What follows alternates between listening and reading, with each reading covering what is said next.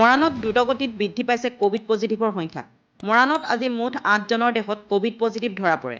বৰ্তমানলৈকে মৰাণত 1474 গৰাকীলৈ বৃদ্ধি পালে কোভিড পজিটিভৰ সংখ্যা। মৰাণত অধিক দ্ৰুতগতিত বৃদ্ধি পাইছে কোভিডৰ গণসংক্ৰমণ। আজি মৰাণত ৰেপিড টেষ্ট চেণ্টাৰসমূহত মুঠ 8জনৰ দেহত কোভিড পজিটিভ ধৰা পৰে। বৰ্তমানলৈকে মৰাণত কোভিডৰ সংখ্যা 1474 জনলৈ বৃদ্ধি পালে। ডিব্ৰুগড় জিলাৰ খোৱাং ব্লক প্ৰাথমিক স্বাস্থ্য কেন্দ্ৰৰ অন্তৰ্গত মৰাণ ৰেপিড টেষ্টিং চেণ্টাৰত ৰেপিড টেষ্টত 6জনৰ দেহত কোভিড পজিটিভ ধৰা পৰে।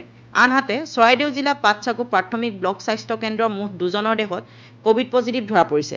কোভিড ৰোগীক উন্নত চিকিৎসাৰ বাবে মৰাণ লেঙেৰী আদৰ্শ চিকিৎসালয়, লেজাই স্বাস্থ্য কেন্দ্ৰ, নাৰদ কুমাৰ চিকিৎসালয়, ডিব্ৰুগড় খনিকৰ, ডিব্ৰুগড় ৰেলৱে হস্পিটেল আৰু অসম চিকিৎসা মহাবিদ্যালয়ৰ কোভিড কেয়াৰ চেণ্টাৰলৈ প্ৰেৰণ কৰা হয়। আনহাতে কিছু ৰোগীক চৰকাৰী নীতি নিৰ্দেশনা পালন কৰি ঘৰলৈ হোম আইচোলেশ্যনত পঠোৱা হৈছে। আজিৰ দিনটোত আক্ৰান্ত হোৱা কোভিড ৰোগী হৈছে মৰাণ মিৰিভোলাৰ চাৰিকি লামা, কুশল নগৰৰ জ্যোতিময় সোণোৱাল, নেমু পথাৰৰ অমিত শৰ্মা, চেপন টি ষ্টেটৰ দিলীপ চাওৰা, বিন্দিয়া গুপ্তা, চেপন জুতুলি টিং, মুকুল শইকীয়া, হেলাগাঁও,